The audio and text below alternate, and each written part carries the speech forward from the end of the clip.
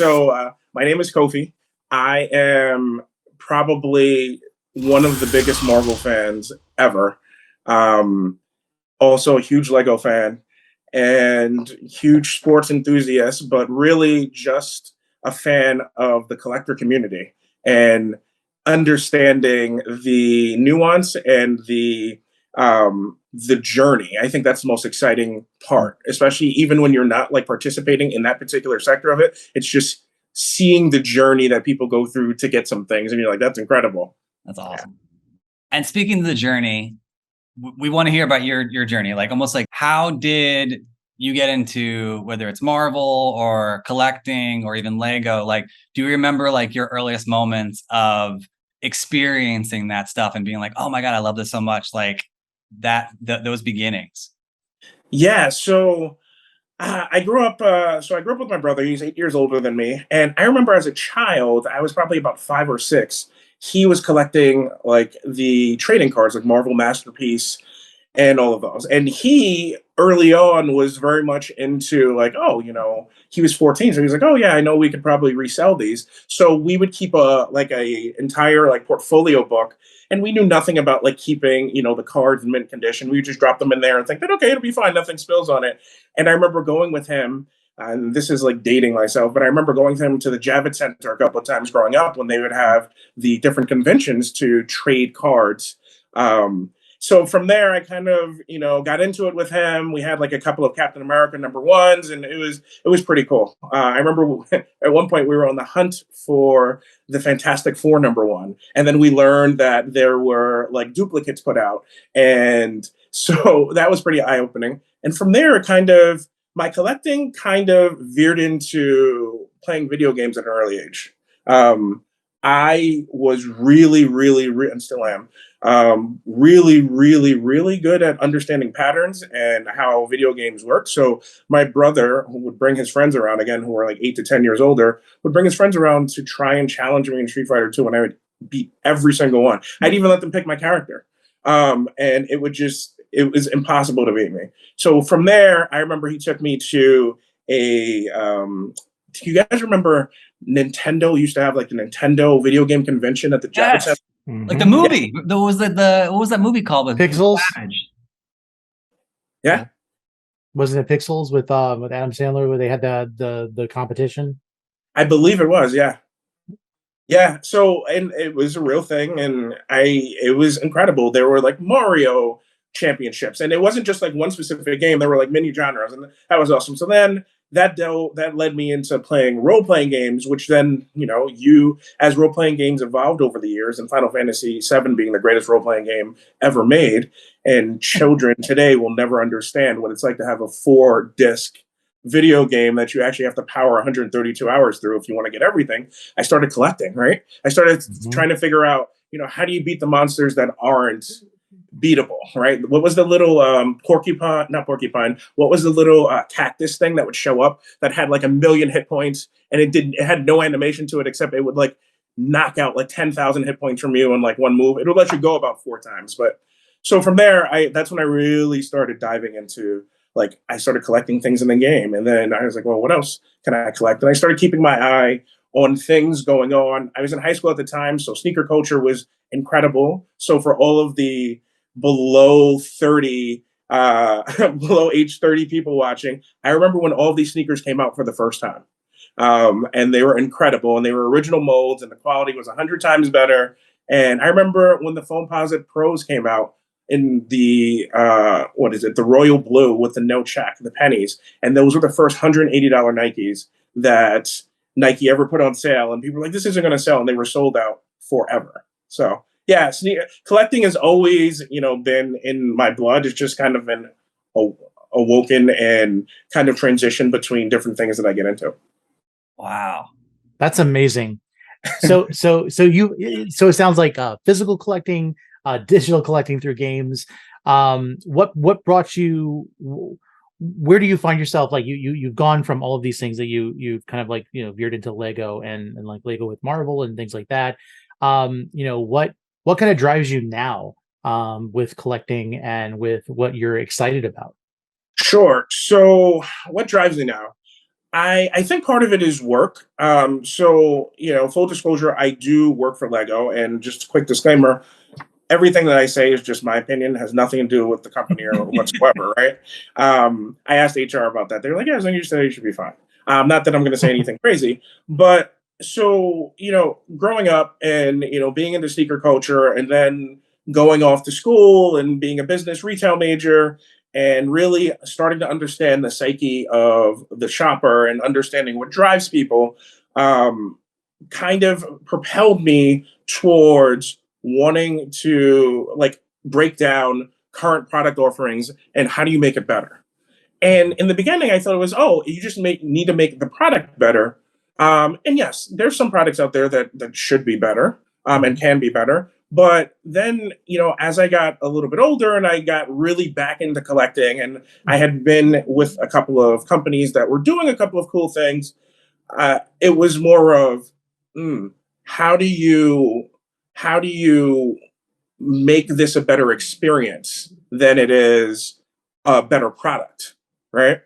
Because you can only tweak the product so much, before it's either too expensive for someone to purchase, or it's just not relevant. It's too technical, and that's where it becomes more about the brand. And I've been fortunate enough to work a few places where uh, it was, just put it on the shelf and sell it. And then I worked at a few places where it was about the brand.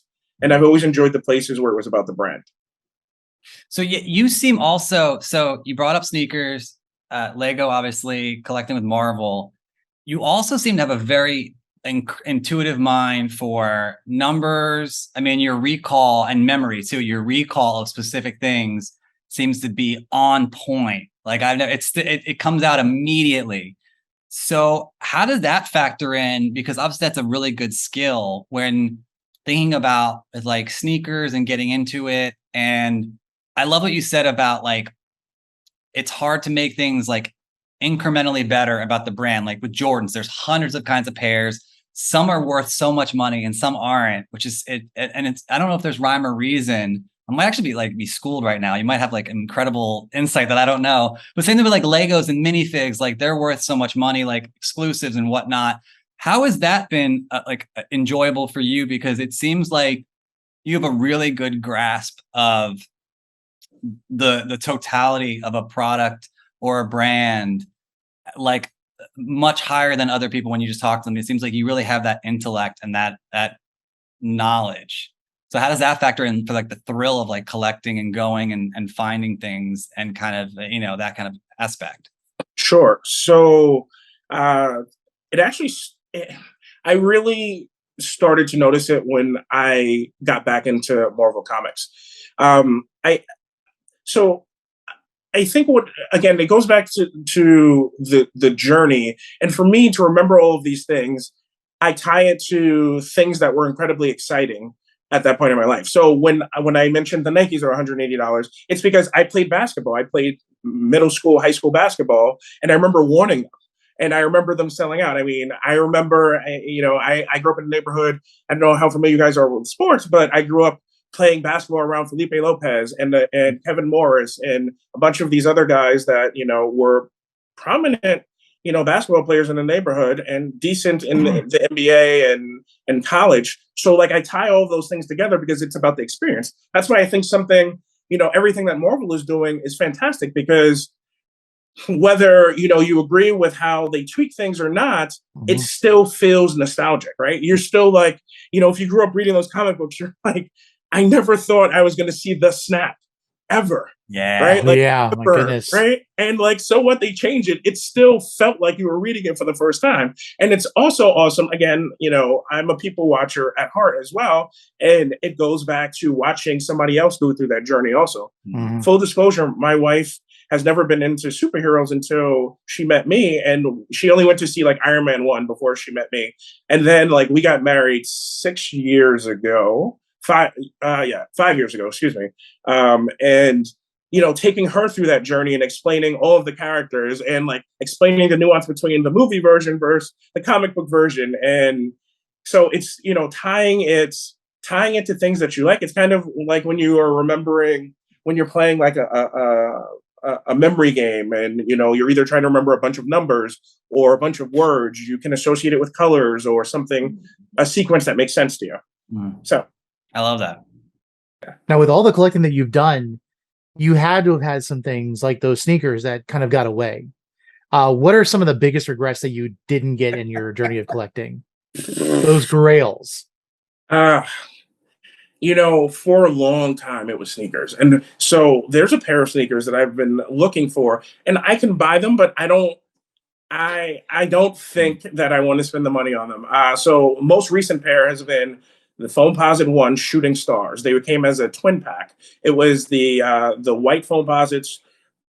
Penny Hardaway wore them during a press conference in Phoenix a couple of years ago.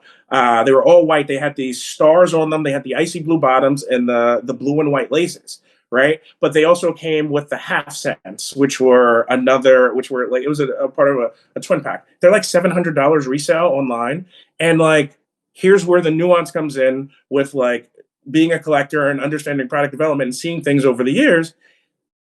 I love Nikes, but I'll never buy a pair of icy blue or clear bottoms because as a collector, I don't want them to turn, but I also don't want to wear them. But they're going to turn if they sit in the box unless I put them in like a cryo chamber, and I can't afford that. So they got away. They're still there, but and I've started to notice it's also hard to buy something that's not at retail too. That feeling of like, right, yeah, right. Well, we've had the conversation about the SNK app, and like, I think that's talking about the journey.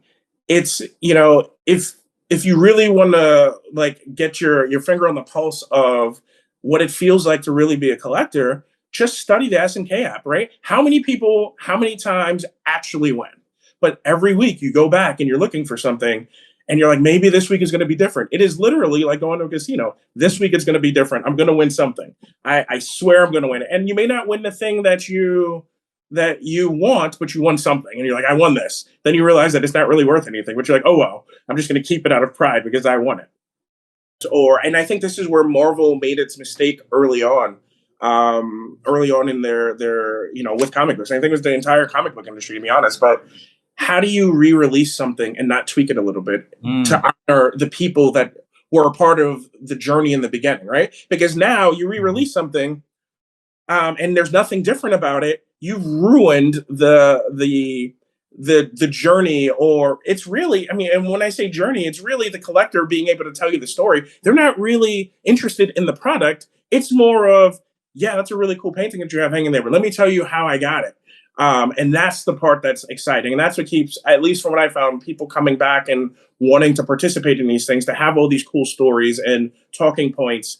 And for some people, it's really about the product, but I'm finding more and more it's more of the journey and resale value than it is the talking points. True collectors love the idea of, this was a product that I grew up with and I used it. So but yeah, I challenge and I wonder, like, how do you tweak it, right? I think something interesting that Nike kind of threw out there a long time ago when they started retroing their sneakers was, they were like, oh, all the original molds have been destroyed. These are all new molds, so it may look the same, but the inner is a little bit different. Or we hid an air bubble on the inside, and it's like, really? Did you? Is that possible? How did you guys destroy the mold, and how come you can't recreate the mold? And Lego kind of does their own thing in that respect. But when I've been fortunate enough to do some product development, that's one of the things I try and keep in mind if we've ever thought about like redoing our product, is how do we, even if it's just a question in the meeting, like, hey, really quick, go onto a blog, see that the fans are a huge fan of this particular thing. How can we tweak it just a little bit so we're not upsetting a bunch of people, loyal fans that, were waiting online 20 years ago to get this thing. Mm-hmm. So want to saturate something that people have already and like lower the value or the mental value of what it is. Right. And I also think, things need to be, and this ties into the Marvel piece and all of comics in general. Correct me if I'm wrong. There was a dark time in comics where almost everybody was going out of business because people were realizing after the craze of collecting early on that they weren't worth very much because the printing companies decided that they were going to flood the market with supply. And I think there has to, if you're interested in it, there has to be a balance, right?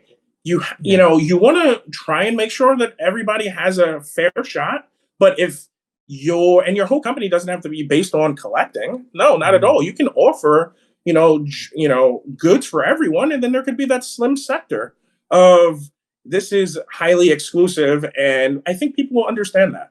I think, Funko Pop was on to something great, and then you started to find it at gas stations, and I was like, this doesn't feel the same anymore. Yeah. Well, that was, I mean, like, even when you think about Marvel with Atlas and Timely, they, before they even got into comic books, they were just creating like novels, just throwing them out there as quickly as possible. And the owner had this idea of, I don't care if it's good or not, I just want it out there. And then you had the same idea when it came to the comic books, that until with Lee, I think we got a little bit more continuity.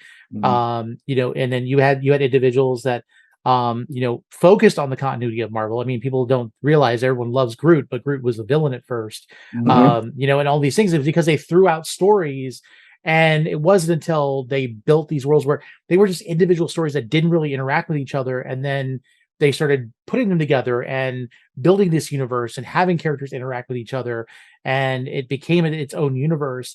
But even then, companies that bought them, they didn't see the value in it other than just playing off of what was popular at the time. And that's how we almost lost Marvel. They were devalued in the stocks, and the owner just wanted to make money off what he could. He saw no future in it. And Stanley had an idea that he wanted to make movies. And then of course what happened when Perlmutter, saved them with Toy Biz, the whole idea was, the comics, the movies, the shows, they've all got to sell toys. And it wasn't until they really respected the property, respected the actual, the items, that, I mean, even like getting through the 90s, like I grew up in the 90s loving Marvel, but almost losing Marvel.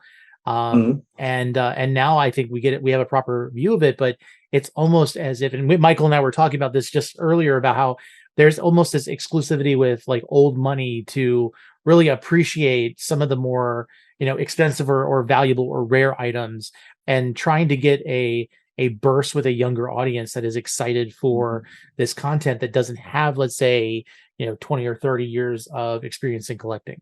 I was telling him, so you would get a kick out of this, actually. So I'm on Heritage Auctions. They do a bunch of big time comic auctions, like comics, cards. Now video games, our classic video games in the 90s are worth a lot now. Like all the Duck Hunts and like all those they're selling, they're grading video games now, which is nuts. Like, so those are worth a lot now, which is crazy. But Heritage Auctions did an auction last night, and they had like Amazing Fantasy 15, Fantastic Four 1, but all like in high grades.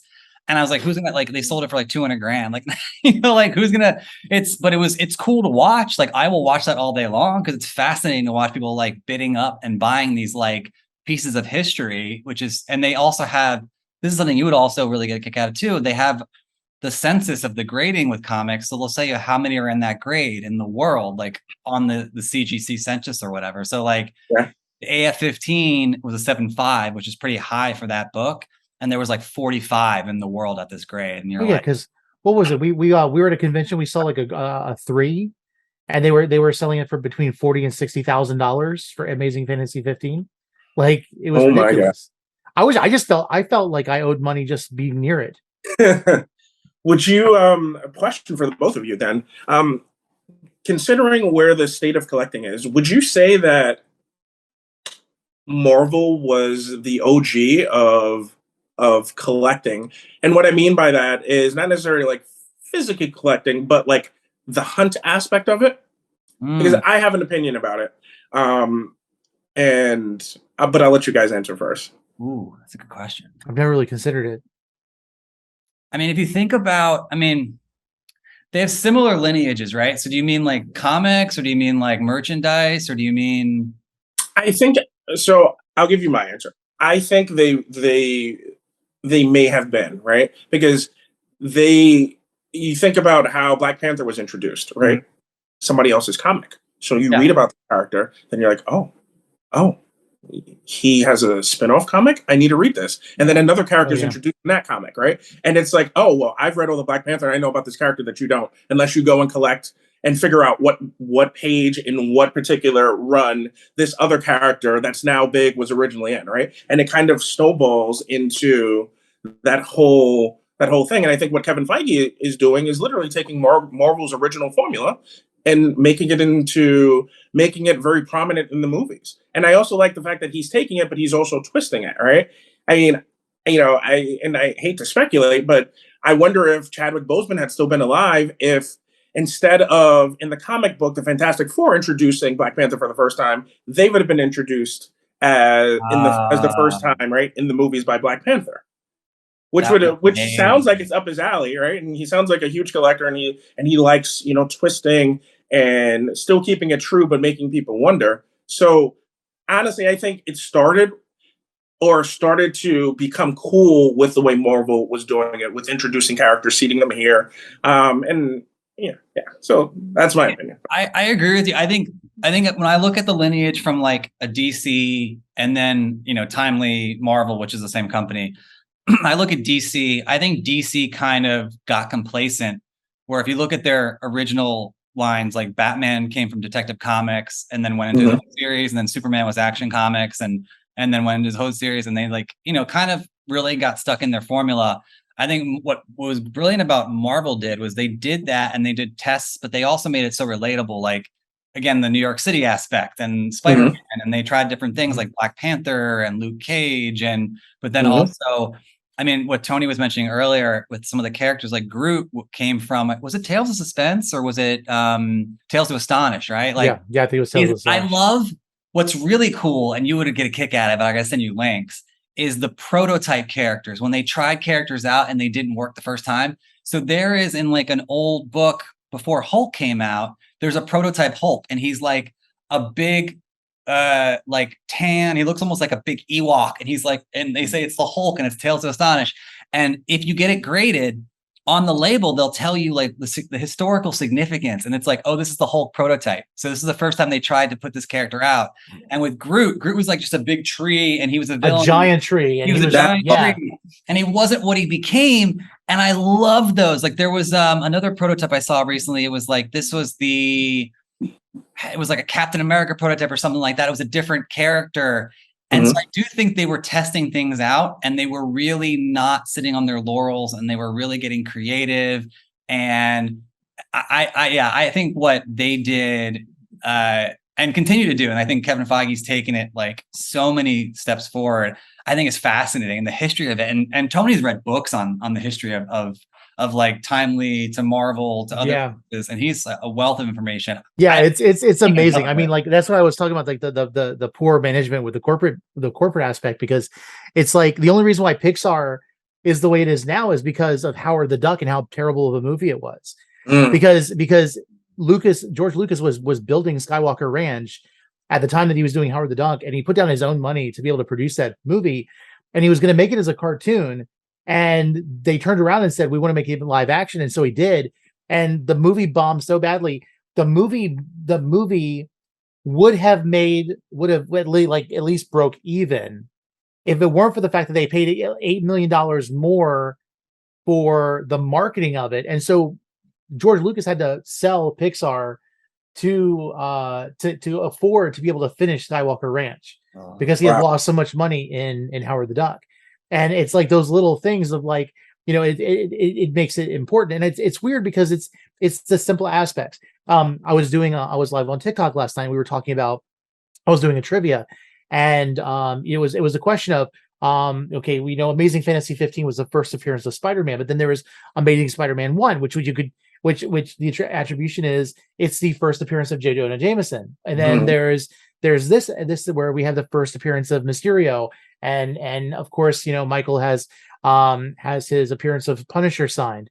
And so you have like these important, like these aspects, and Marvel has done a great job of that, because not only do you want to follow the entire run of Spider-Man, but then there's all of the things that Spider-Man has been crossover in, because those are influential. And then you think of Civil War and the Infinity Gauntlet series, and all of those things are are big events that people want to have those things, not only because of the nostalgia of it. I mean, the idea that, half of the Marvel universe was gone in a snap.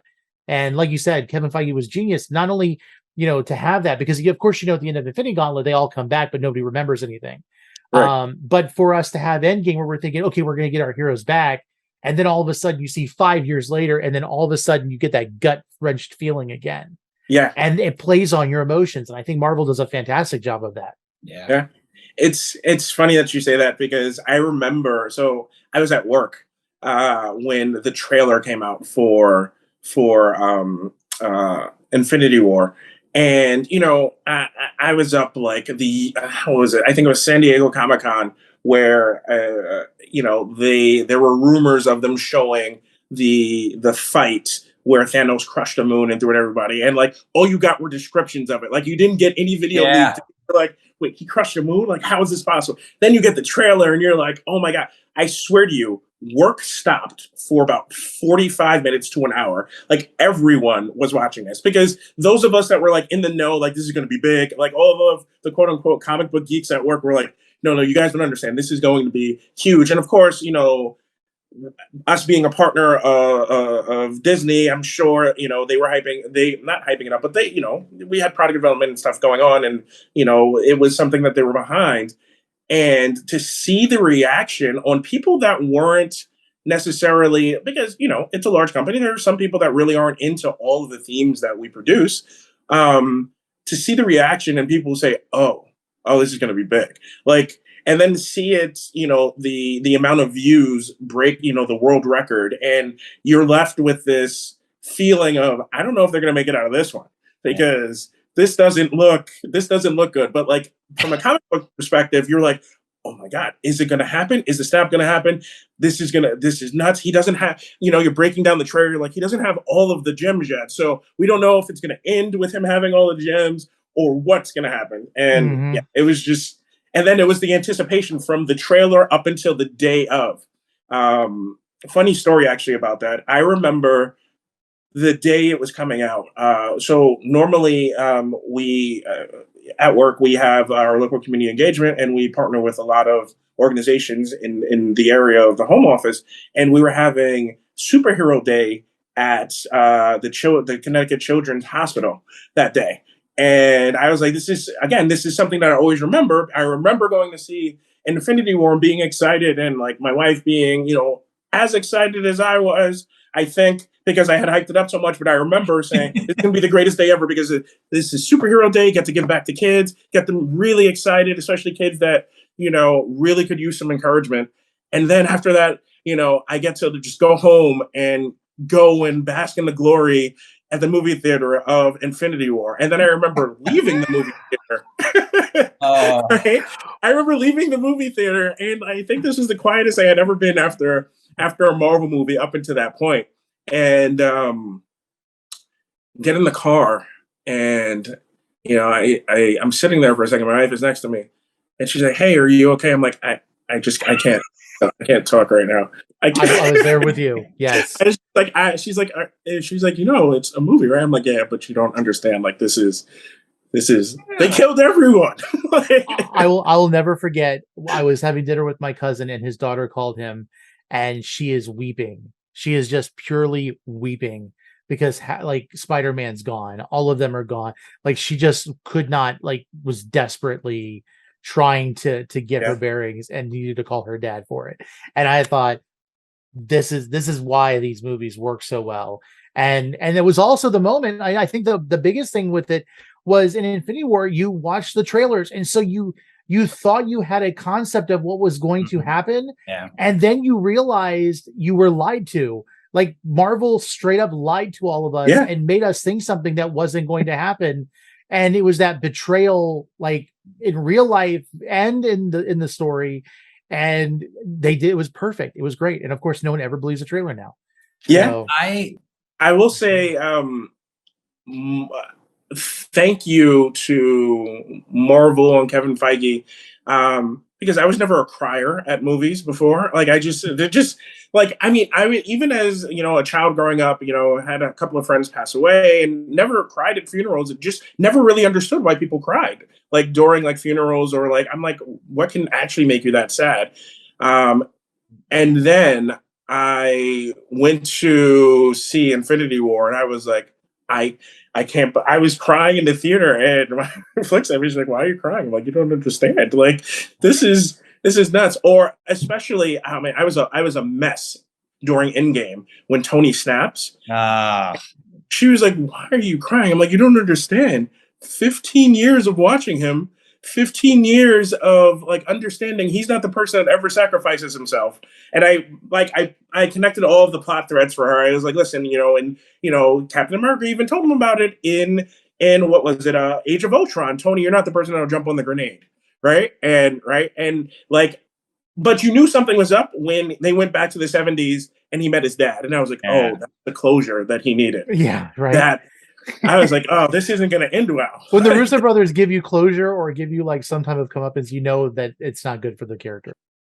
Sometimes I feel like Batman should have been in Marvel, right? Because Batman, so I feel like DC suffers from the God complex problem, where every one of their characters, for the most part, all their popular characters are gods, right? So like nobody can really relate to that, right?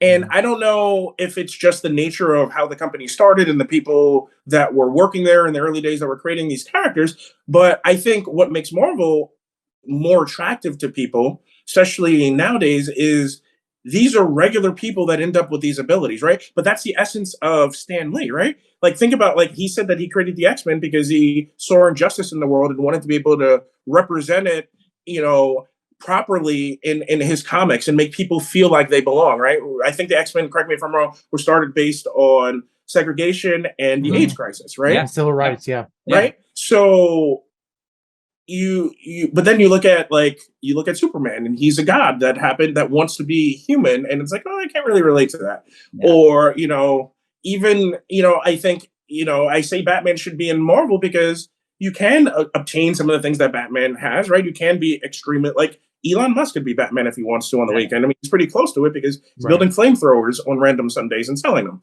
right? So uh but like all of the other characters, it's just like, yeah, not really. Even with like the godlike characters they have in Marvel, like Thor. Thor is literally a surfer.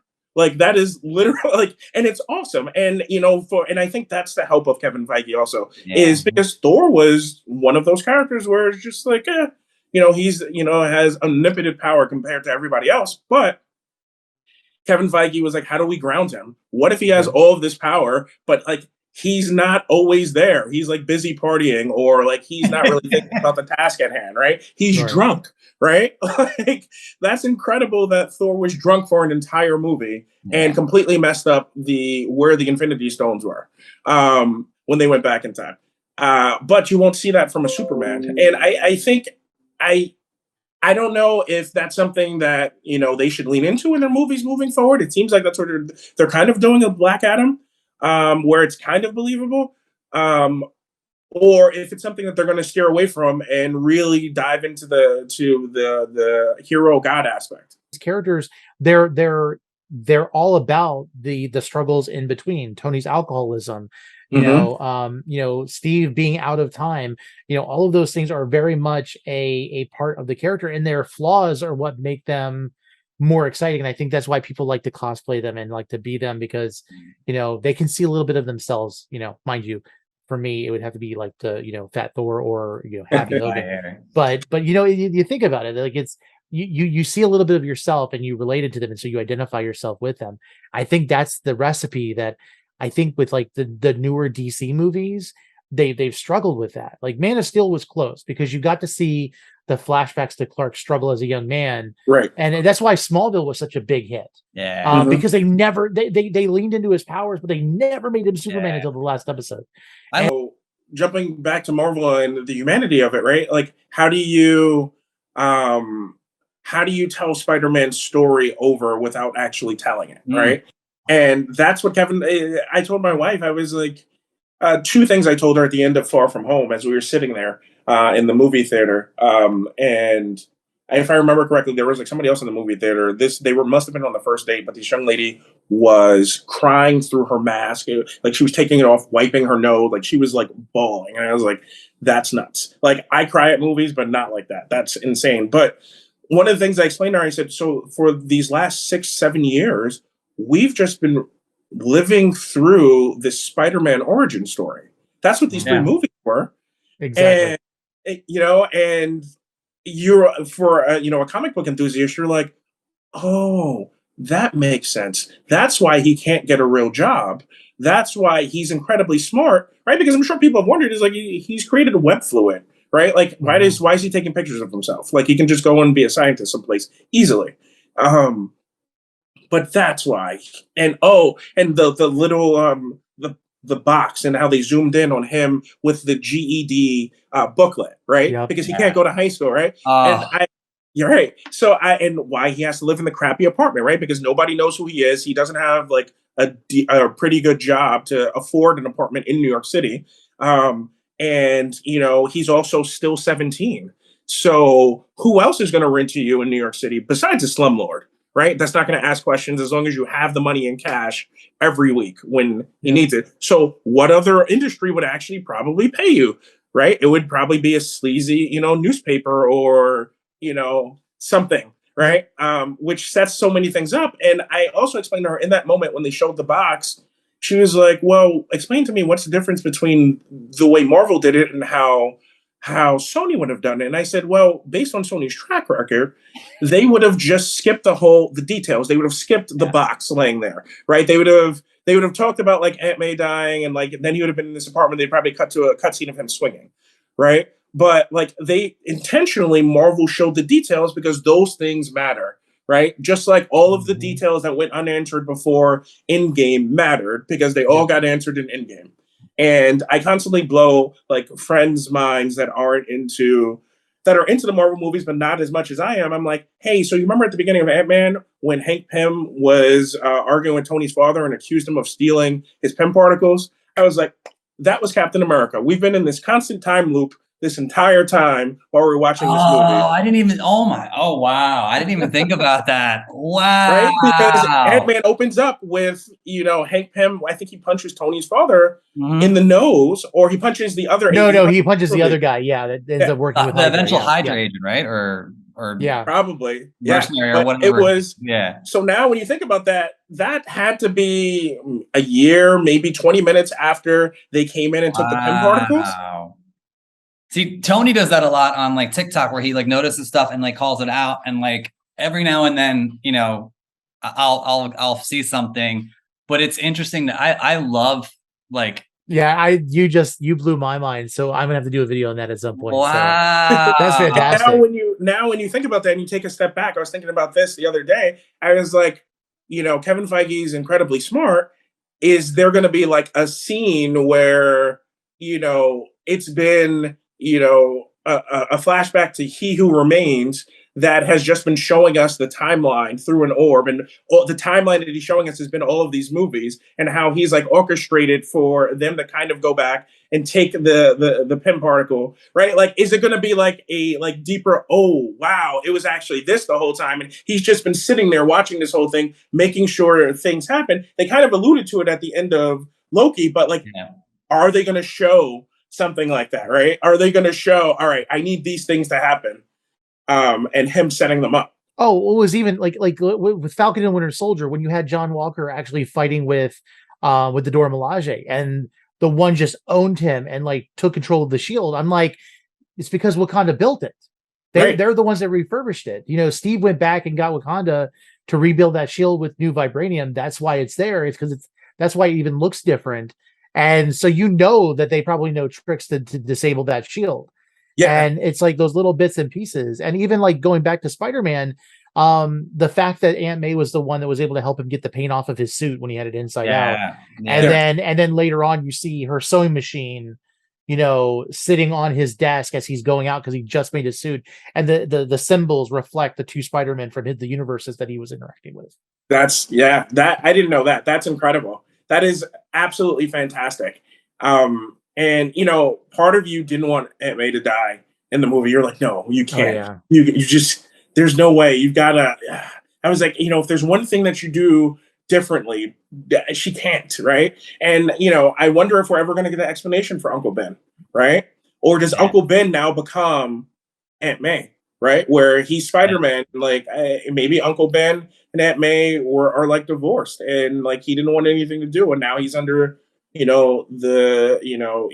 all he has is Uncle Ben left. So yeah, it's interesting to see how it's all woven together, and it's with everything that I'm privy to be around at work, it's awesome. Sometimes it's a spoiler, Mhm. and Ah, So let me ask you, how do you balance that? Not yeah. not asking for spoilers yeah, here, but with what you do with Lego, you have got to be privy to things in advance. I know there was a lot of complaints with people online because the sometimes images of like I remember Civil War, there was the Lego set with the Giant Man, yeah, where you had like people were thinking it would be there, but then that was a confirmation. Yeah. You look at Lego sets and sometimes it kind of spoils, not even with Lego, but like with other like Hasbro releases and stuff like that.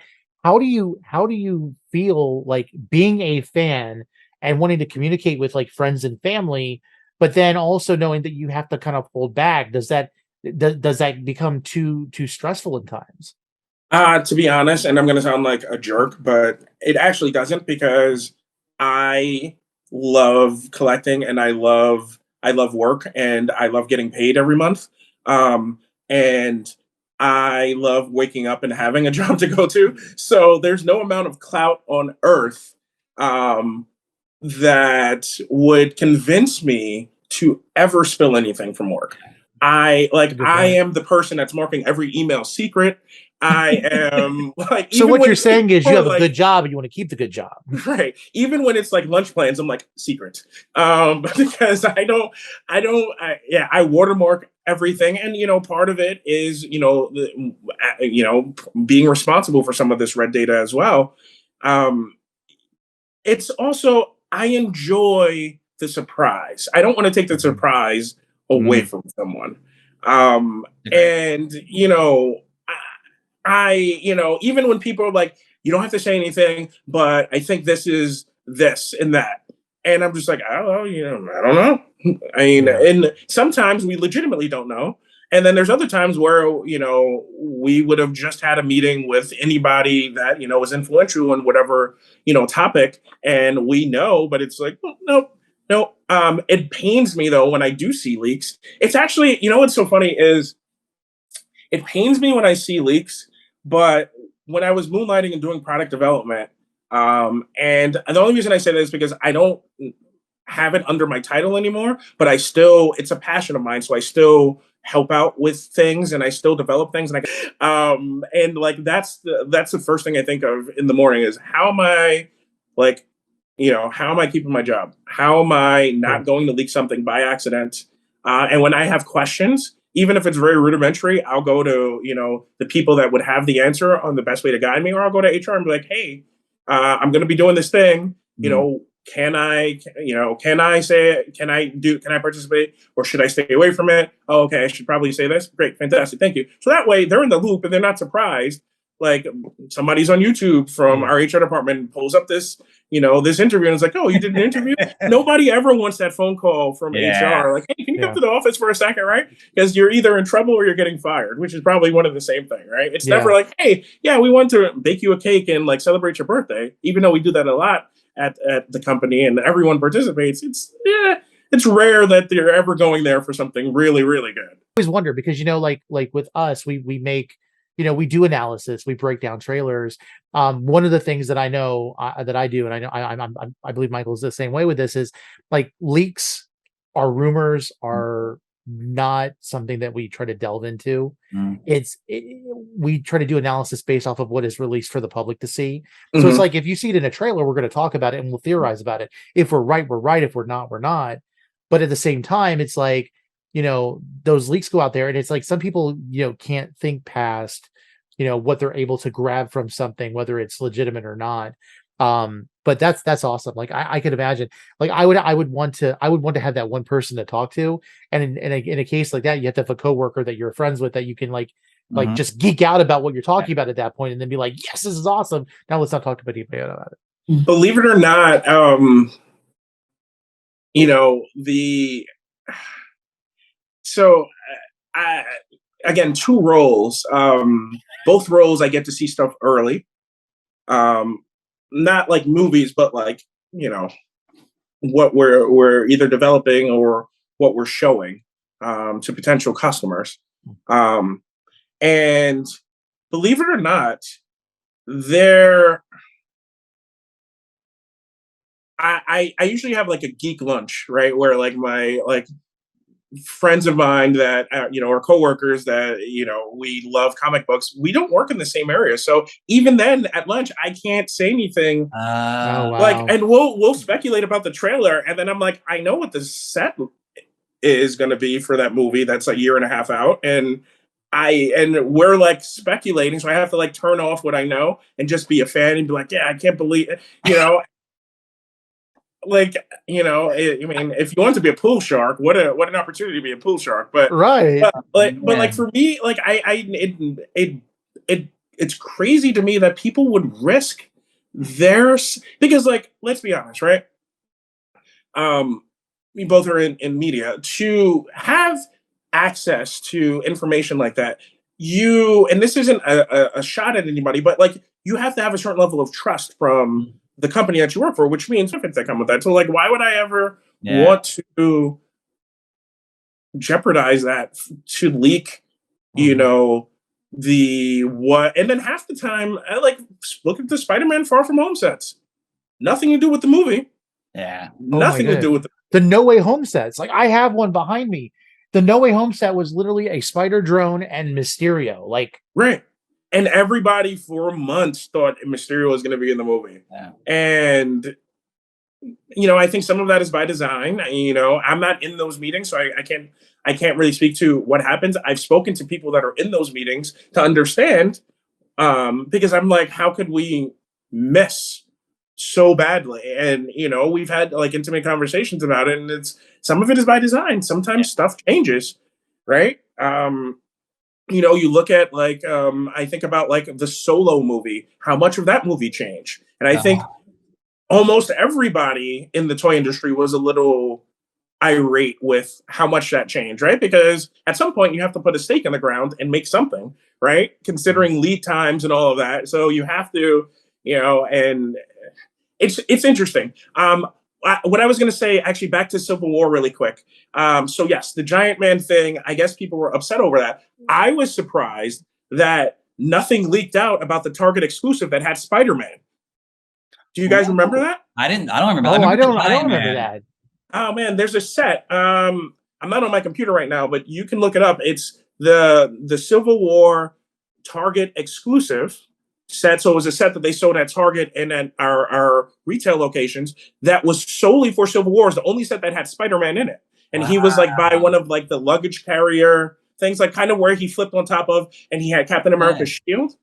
I was surprised that that didn't leak out, because that Wow. was like the best kept secret, and people kind of Wow. figure out from the trailer. I don't know how people figure it out. Also, like, I've never real like, I want to get into cinematography at some point in my life, but like the fact that people can like pause a running scene and say the spacing here is off, there's somebody missing, and I'm like, I don't know how you guys know that, Oh, but that's it was cool. really easy with No Way Home because there was that scene where Spider-Man was diving at the villains, and you saw in the I think it was like either the Brazil or the Euro, the Italian Lizard. trailer, Lizard's head snaps back Right, as he right, got right. Yeah, punched. that one. But I'm talking about like the airport running scene from like Yeah. Civil War. People are like, yeah, there's a character missing here, and I'm like, how do you know that? Or like the trailer for Endgame, when the Rocket opens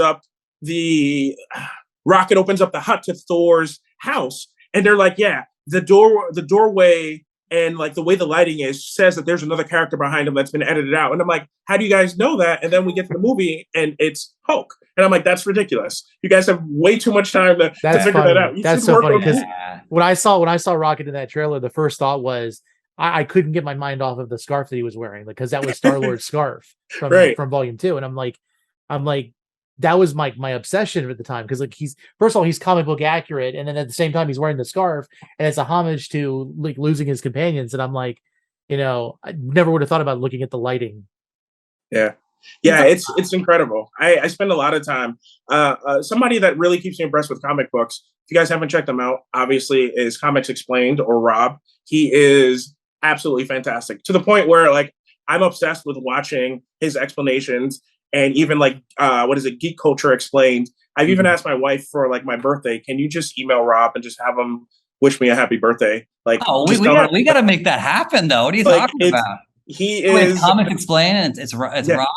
Yeah, we yeah. got to reach out to him. What do you mean? That's that. I feel like He's absolutely awesome, and I think he'd be Tony's really taking cool. notes right now. That's 100% got to happen. I think he'd be really cool for you guys to do a profile on him also, because he's just a very interesting guy that really, really eats and sleeps and loves this stuff, right? And I think about even at work, and it's a philosophy that I try and encourage everybody with at work. Hey, listen, just because somebody has a title of, designer or product development or this or that, that it can influence, a particular thing that you're interested in, doesn't mean that you can't have a great idea and continue to voice it and at least get somebody to hear you. Now, I realize that not everybody's, place of work would allow for them to continuously, talk about their idea. I'm very fortunate to be in a place that welcomes ideas. But like, listen, again, because you don't have that title doesn't mean your idea isn't good.